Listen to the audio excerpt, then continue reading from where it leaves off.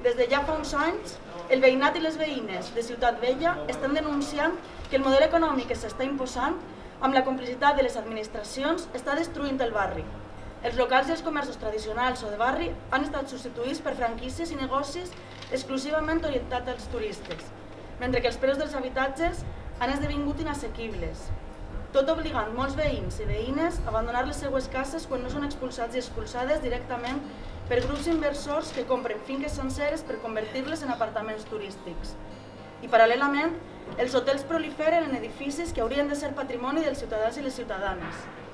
Així, progressivament, el monocultiu turístic s'ha anat imposant i el barri ha deixat de ser barri per convertir-se en un aparador per satisfer les ànsies especuladores d'uns pocs. La situació de la finca de Caixers exemplifica perfectament aquesta evolució. Fa més d'un any denunciàrem l'amenaça que planava sobre els inquilins i inquilines després que un fons d'inversió, Food Capital Investment, haguera comprat tot l'immoble. A causa del ressò que tingué la denúncia, les màximes autoritats municipals, Joan Ribó i Sandra Gómez, s'afanyaren en assegurar que la finca no es convertiria en apartaments turístics.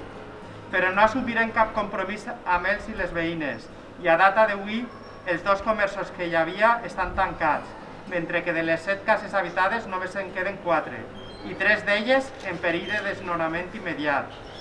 D'aquesta manera, si ningú no ho impedeix abans, Teresa, la veïna de 85 anys, en breu es quedarà sola a la finca per primer cop en els 40 anys que hi viu.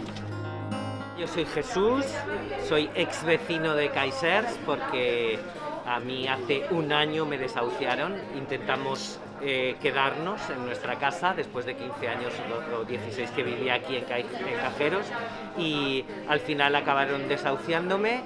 Hemos hecho todo lo posible, el ayuntamiento jamás respondió, jamás nos han ayudado y ahora tenemos que luchar muchísimo para que Teresa esté protegida porque se queda sola en el edificio de Caixers y no lo podemos consentir. Me llamo Paloma Viedma y tengo un hijo de 13 años. En noviembre me han mandado la orden de desahucio, menos mal que esto se ha podido parar hasta después de Navidades. Después de Navidades me imagino que ya me darán el piso porque lo tengo concedido. Soy Blanca, vecina de Caixers, del 4º piso. Y nada, mi situación es un poco diferente a la del resto de vecinos porque yo sí que he tenido el contrato en vigor hasta ahora en diciembre.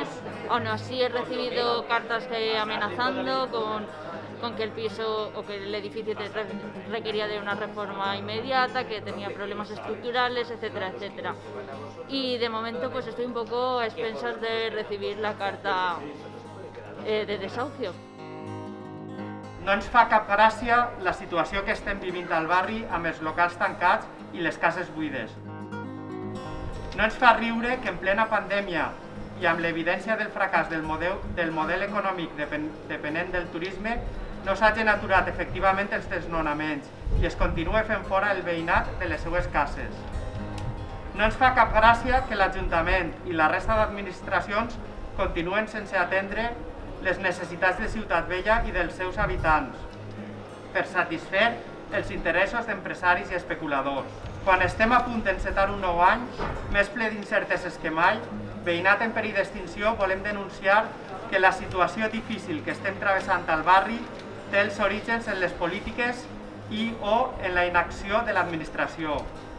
Fa anys que estem reclamant un canvi de rumb que garanteixi el dret a l'habitatge i que frene el monocultiu turístic. Ara n'estem patint les conseqüències i això no és cap broma.